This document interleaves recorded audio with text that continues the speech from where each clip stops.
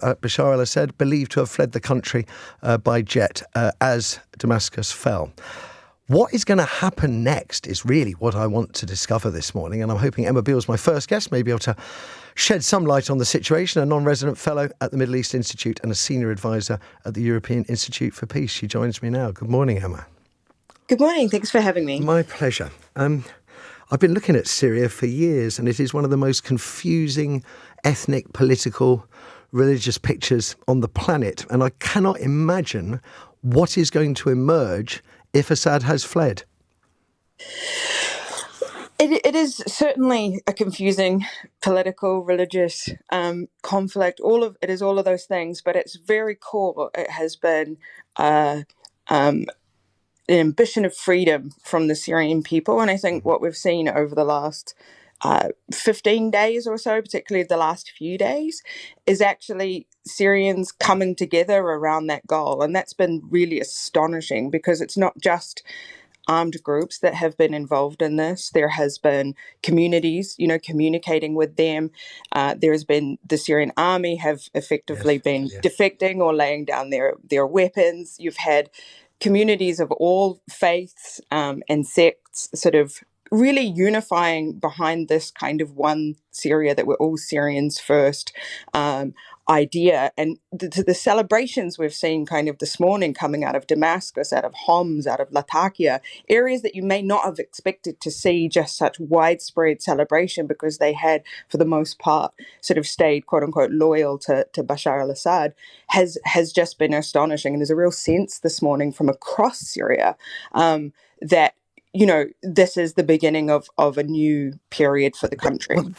But what kind of period might it be? Now, I can understand the sense of celebration and jubilation that the citizens may be feeling. But, I mean, HTS was an al-Qaeda splinter group, and you wouldn't necessarily look to al-Qaeda religious political philosophy as smacking of freedom. So how do we imagine? I know I'm asking a big question with Assad just fleeing, but there is now going to be a power vacuum, and I just wonder what we think is going to fill it. There is a power vacuum. I think it's important to note, though, as well, it wasn't just HTS that led this campaign absolutely. by the end of it. So other groups, Druze, the former rebels from the south, all had got involved. And so it hasn't been a sweep by HTS across the country necessarily. And I think that is important, because what that leaves everybody with is a situation where there are multiple stakeholders in the future of the country. I think it's a really good sign that people have been working together so far. It is an extremely dangerous moment, though, as you're sort of pointing out or alluding to. We've seen the good sign of the Prime Minister saying that he'll stay in place, but that he will transition power to some sort of transitional body. The other good part is that some of these things have already been discussed. So back early in the conflict in 11 and 12, there were talks that formed part of later UN resolutions that talk about a transitional body. Who will be part of that? Remains to be seen, and there's urgent discussions going on in the coming days. But there are some of these ideas that have already been laid. You sound optimistic, Emma. I mean, and which is a rare word to use in connection to Syria. I mean, there is plenty to be worried about. I mean, there is, a power vacuum. There are huge grievances across the country. There's a lot of trauma. And I think we see in any post-authoritarian state, real challenges in putting a society back together, putting governance back together. But we've also seen both HTS and the regime itself, or, actors like the Prime Minister saying, let's not touch the institutions right now. Let's preserve things so that we don't end up with state collapse, so that we can actually work constructively on what the next steps look like, what the transition looks like. Again, not to say it's not a very dangerous moment, that there won't be, the scenes from Damascus this morning is absolute chaos, right? There's people in the streets. And in those kind of situations, it can turn violent. I'm sure that these armed groups are going to have, different ideas about how much status they should have in this next step, as well, sort of people from the former regime. People are talking positively about not wanting to take revenge. That may not last once the real, scale of the trauma comes out, once the hope of this moment starts to fade.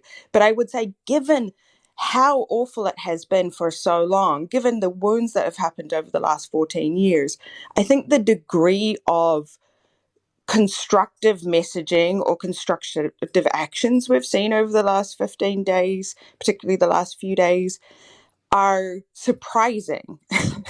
And Yes. do actually lead us to be able to have some hope, along with a lot of concern, and certainly a whole heck of a lot of hard work on all sides to make sure that this does go, that this doesn't turn into sort of a Libya or some sort of very, very chaotic That, enduring situation. that's exactly. So I was thinking of Libya, I was thinking of Iraq, where, Iraq, I can remember as if it was yesterday, the scenes of jubilation when Saddam Hussein was deposed. And then you think about what the Iraqi people have been through since. It's I wish I shared your optimism, but you are very engaging and you've brought me all the way along. As you say, there is reason to be hopeful. But there are obviously many pressing dangers. Emma Beals there, listening to that. Siba Menwar, a Syrian political commentator. Good morning to you, Siba. Good morning. Good morning. Thank you for having me. My pleasure. Thank you for joining us. Do you share Emma's guarded optimism? Exactly. Totally. Actually, today, Matthew, is Excellent. a moment of awakening and a revival of the dream of democracy. It's a day of celebration for freedom and democracy, making the beginning of a new chapter for Syrian people and for the region and for the dreamers of democracy in any way in this world. So, yes, this stage is very critical, but a lot of hope. And what we have seen last 10 days, we can be optimistic and we can say that a new chapter, a new stage in Syria and in the Middle East starts. I want to share your optimism. I just see a situation that looks so fraught with danger, and I'm mindful of the fact that history tells us, if you look at Iraq and Libya, that losing a dictator can open the floodgates to many more civil conflicts. I mean, Syria's been wrapped in civil conflict for so many years. It's difficult to imagine it being worse. So, but what kind of... Matthew, absolutely, but in Syria is different. Why is different? Because after 13 years of killing, torture, displacement, bombs, chemical weapons, you remember, of course, harrowing images of Caesar from prisons, Iranian and Russian interventions. Syrian people have learned exactly the difficult lessons, and I think what we have seen tonight,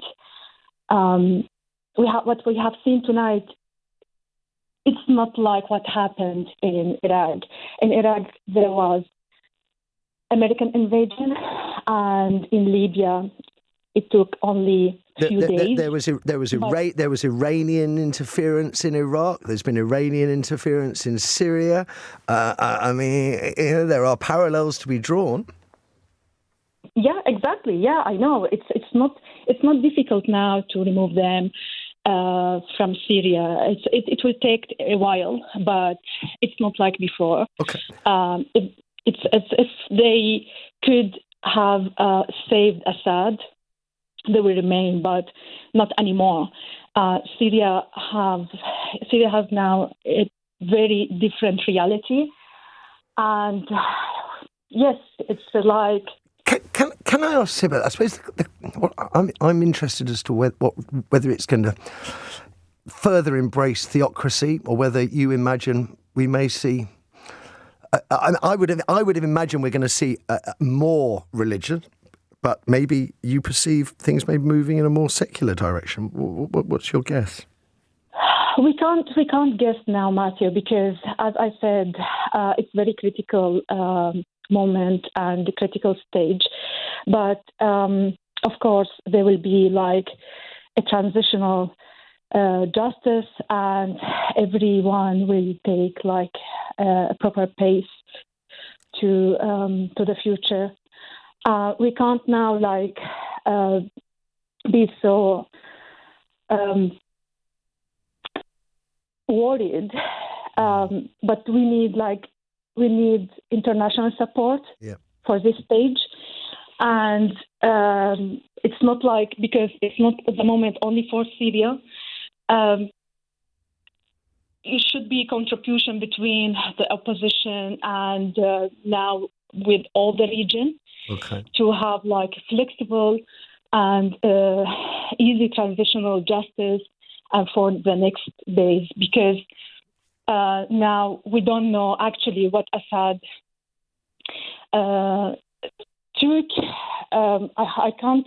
I can't talk because the moment is really very, very big, significant for me. That's okay, Siba. That's okay. You've done I'm crying when I'm talking to you because even me, a lot of Syrians, we can't believe that we achieved this by Syrian hands. It's not by American. It isn't. It's very true. In fact, all the external forces have just backed off in the last week. You're absolutely right, Siba. Pleasure talking to you. I truly, truly, truly hope that everything you hope for your country will come true.